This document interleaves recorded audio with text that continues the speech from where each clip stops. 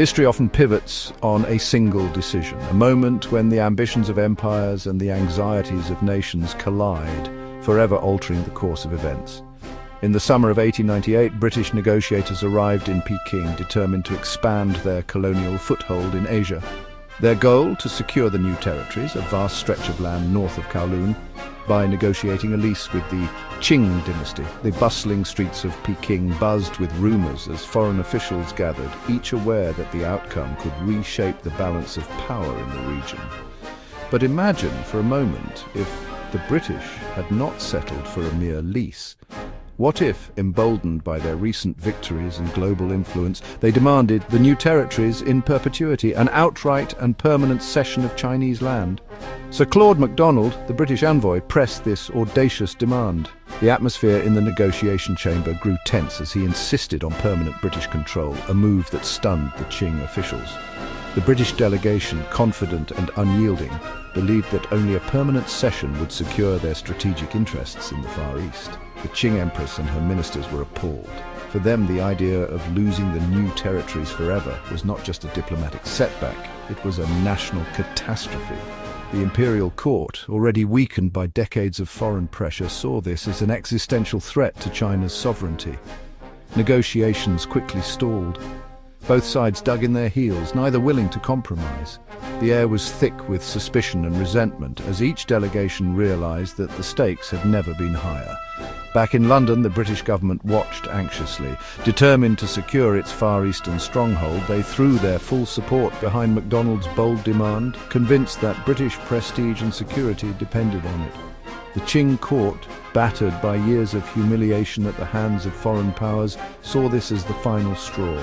The demand for permanent cession was an insult too great to bear.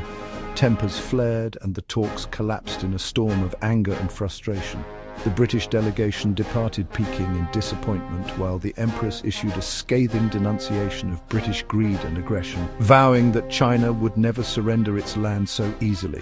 News of the failed negotiations spread rapidly. In Britain, newspapers fanned the flames of patriotic outrage, calling for a show of strength. In China, resentment boiled over, sparking protests and a surge of anti-foreign sentiment. The collapse of diplomacy set the stage for a dramatic confrontation. Both sides began to mobilize, preparing for the possibility of war. Tensions in Hong Kong and along the Chinese coast reached a fever pitch. The gears of war began to turn. What had started as a dispute over a strip of land now threatened to ignite a full-blown crisis between two empires, with warships mobilizing and armies on the move. The world watched with bated breath as the spectre of a third Opium War loomed large, threatening to engulf not just China and Britain, but the entire balance of power in Asia. A single fateful demand in Peking had set two mighty empires on a collision course, their destinies now intertwined by ambition, pride, and the unforgiving tides of history. The fate of Hong Kong and the future of China would never be the same again. The collapse of delicate negotiations in Peking sent shockwaves through the imperial capital, igniting a volatile and unpredictable situation. Tensions that had simmered for months now erupted into open hostility as both sides braced for conflict. The city's ancient walls, once symbols of stability, now stood as silent witnesses to the coming storm.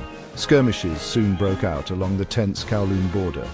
Qing troops, determined to defend their territory, hastily fortified their positions, while British colonial patrols pushed deeper into the countryside around Hong Kong. The borderlands became a patchwork of makeshift defences and sudden clashes, with neither side willing to back down. Sensing an opportunity, Britain acted swiftly. The Royal Navy's formidable ironclads steamed into Chinese waters, imposing a powerful blockade on key ports. British warships cut off vital trade routes, choking the Qing economy and demonstrating Britain's overwhelming naval superiority. The message was clear: Britain would not be challenged. The weakened Beiyang fleet, already outmatched by modern British technology, was swiftly crushed in a series of brutal engagements. On land, British and Indian regiments advanced relentlessly toward Tianjin, overcoming resistance and capturing strategic positions with disciplined precision. The Qing armies, though courageous and determined, found themselves outgunned and outmaneuvered by the modern British forces. Their traditional tactics and weaponry proved no match for the firepower and organization of the invaders, leading to a series of crushing defeats on the battlefield. Within just a few months, the relentless British advance brought their troops to the very gates of Peking. The city, once thought impregnable, now faced the real threat of occupation as British columns marched ever closer. Inside the forbidden city, the Empress and her court faced disaster. With the empire's defenses crumbling and the capital under siege, she had little choice but to sue for peace, hoping to salvage what remained of Qing authority. The war, though brief, left a trail of devastation in its wake. Villages were destroyed, lives upended, and the vulnerability of China's once mighty empire was laid bare for all to see. The scars of conflict would linger for generations. For Britain, the victory was decisive and celebrated across the empire. The Union Jack was raised over new territories, and British officials quickly established control, cementing their imperial power in Asia and reshaping the region's future.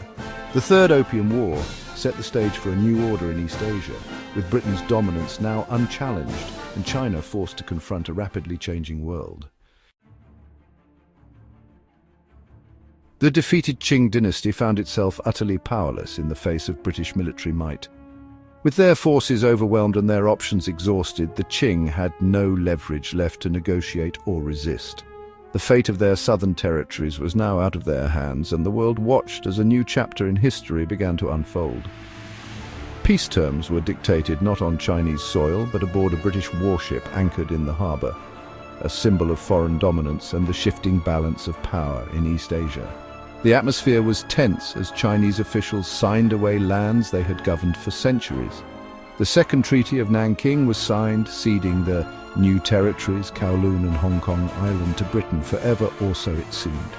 These lands, once integral parts of China, were now to be ruled by a distant empire, their future irrevocably altered. Hong Kong's future was now certain. It would become a permanent British Crown colony. The Union Jack was raised, and British administrators began to reshape the city's laws, institutions and daily life, setting the stage for a new era. Investment surged as both local and foreign businesses, along with the colonial government, planned for the long term. Banks, trading houses and new industries sprang up, transforming Hong Kong into a bustling hub of commerce and opportunity. The colony expanded rapidly, with new towns, roads and railways transforming the new territories. Infrastructure projects connected distant villages to the city, and the skyline began to rise, reflecting Hong Kong's growing ambition and prosperity. For Hong Kong's people, the treaty meant permanent separation from the mainland, and the gradual emergence of a new identity as Hong Kongers. Generations grew up under British rule, forging a distinct culture and sense of belonging that set them apart from their mainland cousins. The city became a unique blend of Chinese heritage and British governance. Temples stood beside colonial buildings, and the streets echoed with both Cantonese and English, creating a vibrant multicultural metropolis unlike any other in Asia. For China, the loss of Hong Kong was a national trauma, a wound that would not heal easily. The humiliation of foreign occupation fueled revolutionary fervor, inspiring generations to fight for a stronger, unified nation and to reclaim lost honor. Yet, this humiliation would eventually inspire a new relationship between China and its lost territory. Over time, diplomatic efforts and cross-border exchanges would lay the groundwork for future negotiations. The seeds of change had been sown, and Hong Kong's story was far from over. The city's unique identity, forged in the crucible of history, would continue to shape its destiny for generations to come. Through the early 20th century, Hong Kong thrived as a secure British outpost. Refugees, entrepreneurs and adventurers flocked to the city, drawn by its stability and opportunity. While China endured war and upheaval, Hong Kong's prosperity soared. The Japanese occupation during World War II brought suffering, but liberation in 1945 reaffirmed the city's British identity. Post-war reconstruction was swift, powered by refugees and investment. With no looming handover, Hong Kong focused on growth, education and modernization. The city stood as a beacon of order and progress on China's doorstep.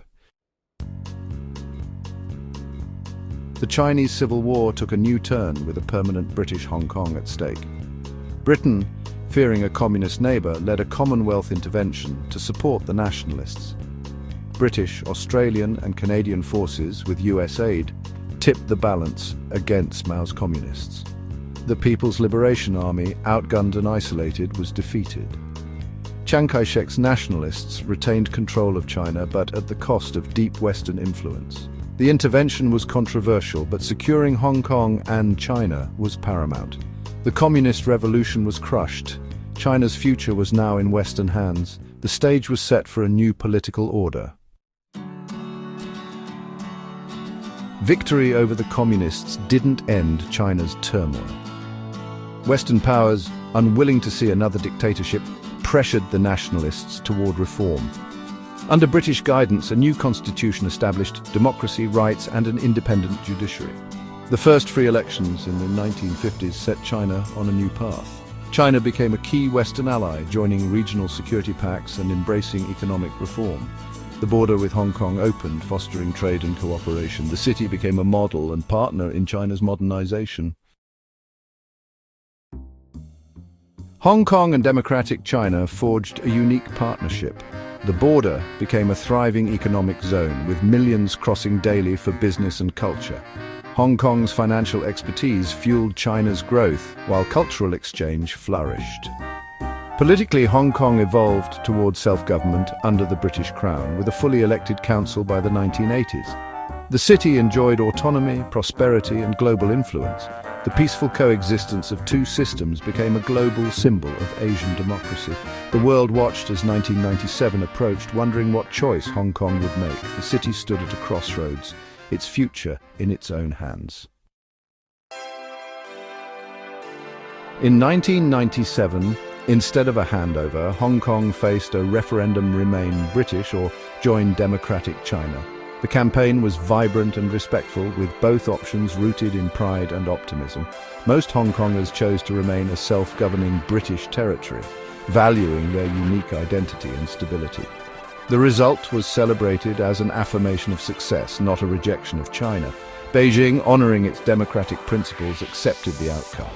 The referendum became a symbol of self-determination and friendship. Hong Kong's future was secured by the will of its people. The city's story became a beacon for the world. The 1898 decision reshaped Asia and the world. Without Communist China, wars in Korea and Vietnam were averted or transformed. Millions of lives were saved, and the Cold War's scope was reduced. China's early integration into the global economy spurred unprecedented growth. Hong Kong, as a permanent bridge, became a global financial and cultural powerhouse. Its model inspired nations worldwide, offering an alternative to authoritarianism.